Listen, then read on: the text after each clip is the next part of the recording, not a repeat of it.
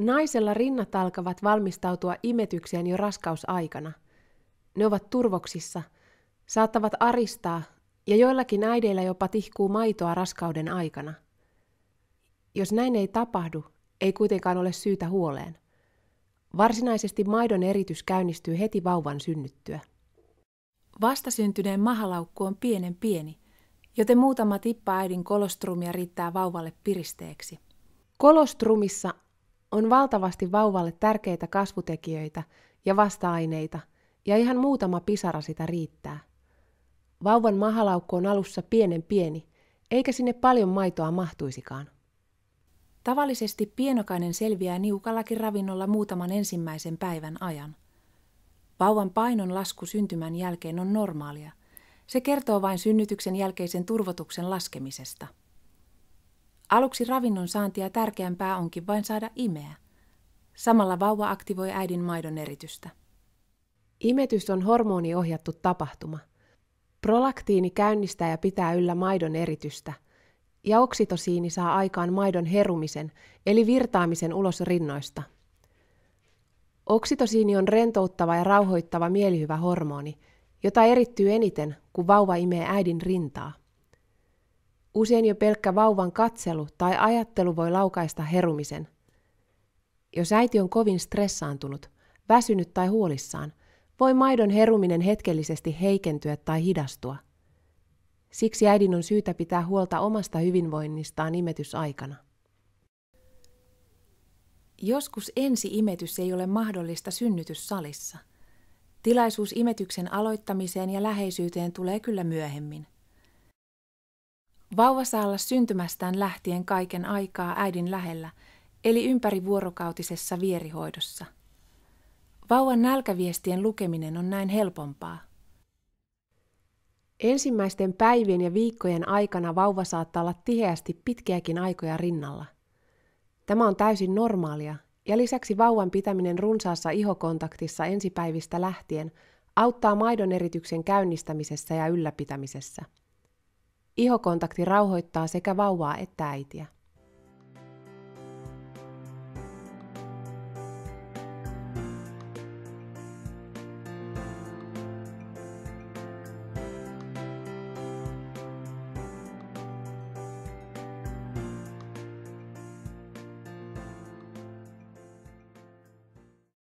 Äidit ovat usein huolissaan maidon riittävyydestä, mutta mitä tiheämmin ja tehokkaammin rintaa tyhjennetään, sitä enemmän maitoa muodostuu. Jos rinnat ovat liian pitkään tyhjentämättä, se viestii rinnoille, että maitoa ei tarvita niin paljon ja maidon eritys vähenee.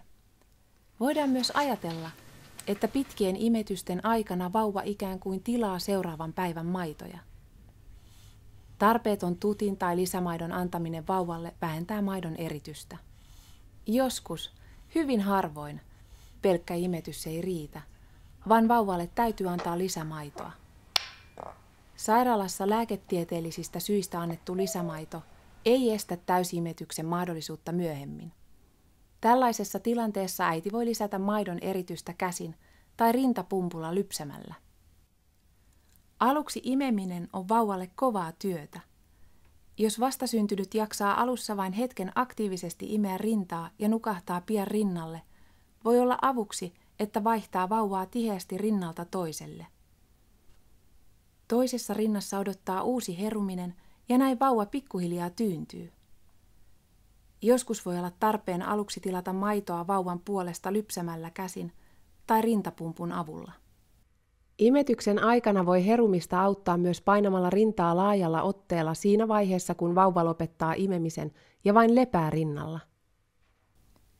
Väsymys, stressi, kipu ja mielipaha voivat vaikeuttaa maidon herumista, joten hoida itseäsi, pyydä apua ja pyri lepäämään tarpeeksi. Järjestä imettämispaikat kotona miellyttäviksi. Jotkut äidit saattavat olla etukäteen huolissaan tulevasta imetyksestä, jos edellinen imetys ei ole syystä tai toisesta onnistunut äidin toiveiden mukaisesti.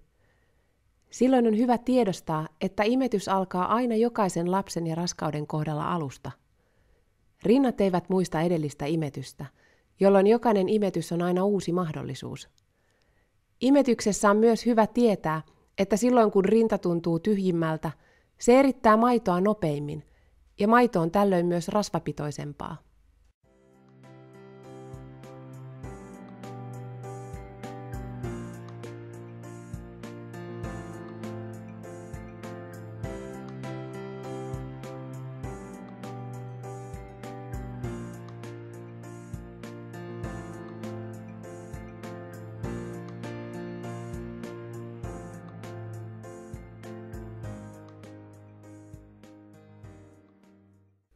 Vauvan kasvaessa hän yleensä itse säätelee saamiaan maitomääriä tihentämällä imetysvälejä aika ajoin.